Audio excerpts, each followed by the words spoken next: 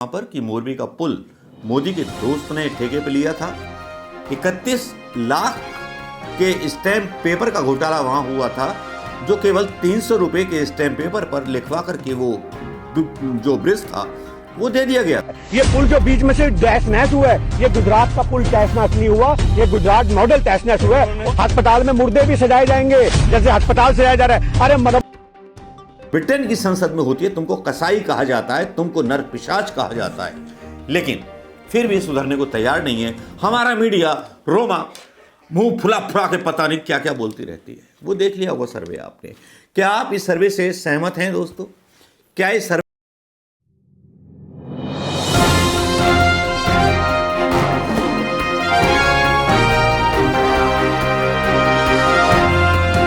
हिजाब तेरी सियासत के चेहरे पर अच्छा नहीं लगता?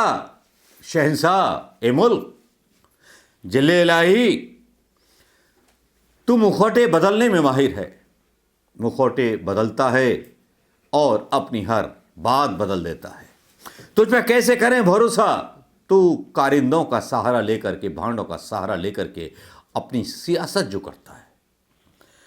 शायरों ने शायरी छोड़ दी है मोदी नामा लिखने के चक्कर में। बड़े मासूम हैं मोहब्बत पसंद, नावाफिक हैं मोदी की नफरतों से। इस शेर के साथ इस वीडियो ब्लॉग की शुरुआत करना चाहूंगा दोस्तों, क्योंकि आज का वीडियो ब्लॉग इसलिए भी खास है क्योंकि ये जो ब्लॉग है वो सीधे सीधे मोरबी में हुए हादसे को चुनौती देता है। एक ऐसे प्रतिष्ठित चैनल के द्वारा जिसका नाम एबीपी न्यूज़ है, मोरबी में मतलब जो भी हुआ है उसको लेकर के, उसके आकलन का, नुकसान का, या क्या भारतीय जनता पार्टी को नुकसान होगा उसके बारे में आकलन नहीं डाल रहा। ये सीधे सीधे भारतीय जनता पार्टी को वहाँ जिता रहा। क्या भारतीय जनता पार्टी इसलिए जीतेगी वहाँ पर कि मोरबी का पुल मोदी के दोस्त ने ठेके पे लिया था। 31 लाख के स्टैम्प पेपर का घोटाला वहाँ हुआ था, जो केवल 300 रुपए के स्टैम्प पेपर पर लिखवा करके वो जो ब्रिज था वो दे दिया गया था। क्या इस बारे में खबर इस अंधे मीडिया ने, अंजनाओं कश्यप ने, सुधीर तिहाड़ी ने ब्लैक एंड व्हाइट में दिखाई? क्या इसका खुलासा किया? शायद नहीं किया होगा, लेकिन लोकल अखबारों में ये खबर आम थी। मनसुख भाई पटेल जो थे सुरक्षित हैं, गार्ड वार्ड पकड़े गए हैं, सब कुछ पकड़े गए हैं, लेकिन हमारे साहिब की करामात देखिए कि एक पोल डलवा देते हैं, आम आदमी को लड़ने वहां पहुंचवा देते हैं, आम आदमी पार्टी वहां एक मुख्यमंत्री का चेहरा घोषित कर देती है, और एबीपी न्यूज़ पर पोल जो डाले जाते हैं वो बड़े खतरनाक जैसे होते हैं।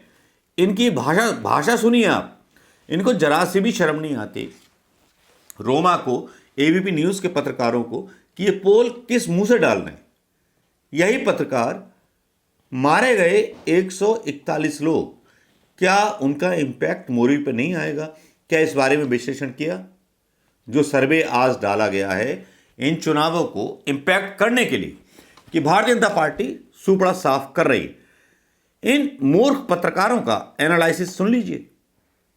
या तो एनालिसिस इसलिए डाला गया है कि ईवीएम वगैरह के थ्रू ही इनकी जीत होती है, तो माहौल पहले से ही बना दिया जाता है कि अगर जीत भी जाएं तो सर्वे में हमने दिखा दिया था कि भाई ये जीत रहे हैं। चलते हैं श्री, बिल्कुल रोमाना, 3 रीजन की बात हो गई, उसके नंबर्स भी हमने बता दिए। अब बात कर लेते हैं चौथा और आखिरी रीजन, जो कि मध्य गुजरात का है और सबसे ज्यादा सीटों वाला, क्योंकि 8 जिले की 61 सीटें, ये जो आप देख रहे हैं नीले रंग में, यही वो एरिया है जो मध्य गुजरात रीजन, और 8 जिलों की 61 सीटें, और इन 61 सीटों के नंबर, क्योंकि सबसे बड़ा रीजन है ये 61 सीटों के साथ मध्य गुजरात। यहाँ के आंकड़े बहुत महत्वपूर्ण होंगे और यहाँ के आंकड़े ये बताएंगे कि आखिर किस दिशा में हवा बहती दिखाई दे रही है। तो आंकड़ा आखिर क्या है, वो सीधे रुख करते हैं रोमाना का।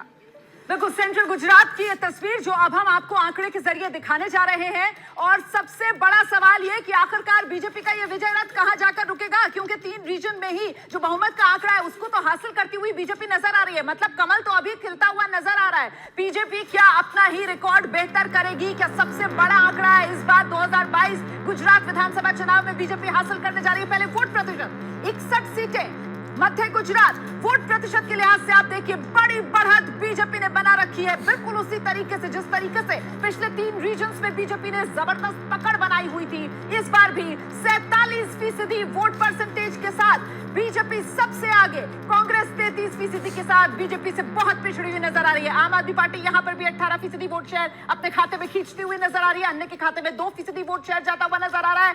सीटों के लिहाज से मैं इस आंकड़े को बदलूंगी, तब्दील करके दिखाऊंगी, लेकिन पहले सीधे आपको लेकर चलेंगे ग्राउंड जीरो पर, जहां से मेरे सहयोगी विकास भदौरिया हमारे साथ मौजूद हैं। और जरा जानते हैं विकास भदौरिया से, पिछले 3 दशकों का क्या इस बार बीजेपी का बेस्ट परफॉर्मेंस नजर आने वाला है 2022 विधानसभा चुनाव में? क्या कह रहे हैं लोग विकास?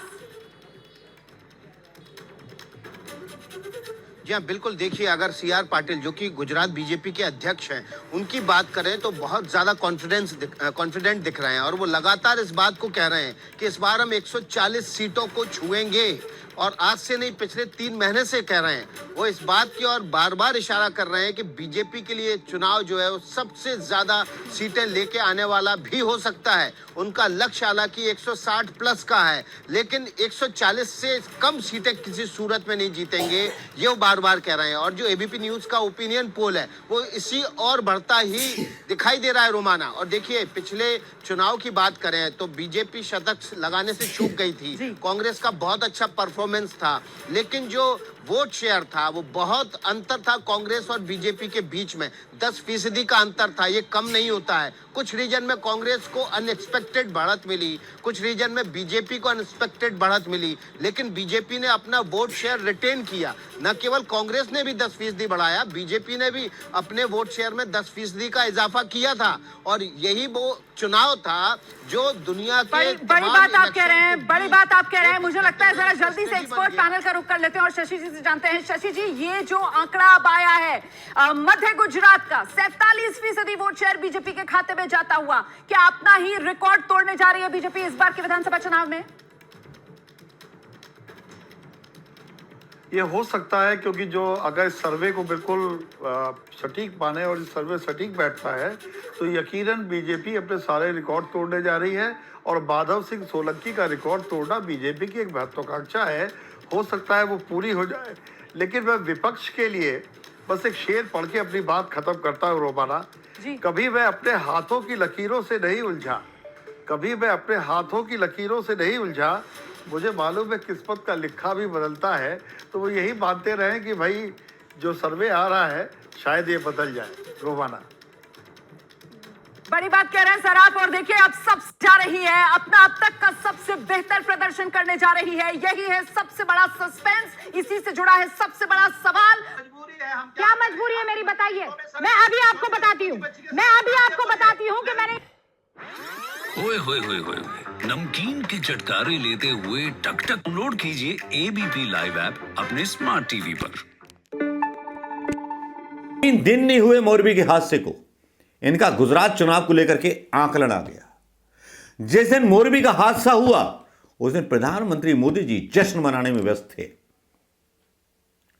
लोग जो हैं बहुत दुख में हैं, बहुत तकलीफ में हैं, और उसके बाद उनके जख्मों पर नमक छिड़कने ये सर्वे और ये पोल आ गया।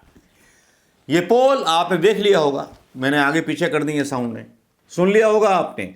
लेकिन इसके विरोध में जब एक बयान आता है एक ऐसे आम आदमी का जो पोल खोल देता है इन सारे पोल्स की और सर्वे की, ये पुल जो बीच में से तहस नहस हुआ है, ये गुजरात का पुल तहस नहस नहीं हुआ, ये गुजरात मॉडल तहस नहस हुआ है। अस्पताल में मुर्दे भी सजाए जाएंगे जैसे अस्पताल सजाया जा रहा है। अरे मरम्मत होनी चाहिए पुल की और ये अस्पताल की। और हम उस हुसैन पठान को सलाम करते हैं जिसने अपनी जान पे खेल करके अब तक 50 से ज्यादा लोगों की जिंदगियां बचाई हैं। ये मुसलमानों के खिलाफ जहर उगलते हैं, पर आज वही देश के मुसलमान हैं जो अपने आप को साबित करके दिखाते हैं कि भाईचारा निभाने में और देश को जब जब हमारी जरूरत पड़ेगी हम बिल्कुल एड़ी चोटी का जोड़ लगा के खड़े होंगे। जो हुसैन पठान ने इंसानियत अपनी पेश करी है, ये भारत के हर बच्चे को इंसानियत पेश करने की जरूरत है, तब हमारा भारत मजबूत बनेगा। अन्य भक्तों को सपोर्ट करने से हमें एक बात आज भी समझ में नहीं आती, देश में कोई भी बात होती है अंध भक्त कहते हैं आप राजनीति कर रहे हो। अरे सवाल क्यों नहीं करेंगे आप, ये बात बताओ। हर एक छोटा सा बच्चा भी अपने बाप से सवाल करता है कि पापा बताओ। और मेरा भी जो वीडियो था सवाल इसी पर था, बहुत सारे पत्रकारों का सवाल इसी पर था, मेरा नहीं था कि जंग लगी हुई थी केबिलें, वो सब ने देखी होंगी। जंग लगा हुआ था पुल, वो सब ने देखा हुआ होगा। वायर नहीं बदली नहीं की गई थी, वो सब ने देखा होगा। क्या प्रधानमंत्री मोदी ने उस आदमी को गिरफ्तार किया या करवाया या उसके यहां ईडी आईडी भेजी? शायद नहीं भेजी भी होगी, क्योंकि रिश्तेदारी का और चंदे का जो सवाल है, जो चाय वाला होता है ना, उसका भी ईमान इतना खराब नहीं होता। जो गलत नीयत वाला होता है, जो देश को बेच देना चाहता है, बस उसकी ही इतनी मेंटलिटी होती है कि वो इतनी मेंटलिटी से बात कर सकता है। शर्म आती है सुल्तान तेरे तख्त पे, जिस तख्त पे तू बैठा है वो तख्त किसी को तूने खुद बेच दिया है। तुमने बेच दी भारत की अर्थव्यवस्था, तुमने बेच दिया हिंदुस्तान का स्वाभिमान। तुम्हारी बेइज्जती ब्रिटेन की संसद में होती है, तुमको कसाई कहा जाता है, तुमको नरपिशाच कहा जाता है, लेकिन फिर भी सुधरने को तैयार नहीं है। हमारा मीडिया रोमा मुंह फुला फुला के पता नहीं क्या क्या बोलती रहती है। वो देख लिया होगा सर्वे आपने। क्या आप इस सर्वे से सहमत हैं दोस्तों? क्या इस सर्वे को आप सपोर्ट करते हैं दोस्तों? अगर करते हो तो कमेंट कीजिएगा, और ना करते हो तो कमेंट कीजिएगा। मोदी के हाथ से बाजी निकल रही है, इसीलिए पूरे उद्योगपति मीडिया मोदी के झूठे सर्वे यहां दिखा रहा है। इन झूठे सर्वे में कोई फंसे ना, इसलिए इस वीडियो को व्हाट्सएप पर, फेसबुक पर इतना शेयर कीजिएगा दोस्तों। इनकी कलई खोलिएगा। एबीपी न्यूज़ जैसे पत्रकारों की, बिकाऊ पत्रकारों की इनकी न्यूज़ सर्वे की ये करोड़ों में है, तो कम से कम हम लाखों तक पहुंचा देंगे, तो कम से कम अपनी बात तो रख देंगे दोस्तों। नमस्कार, जय हिंद दोस्तों।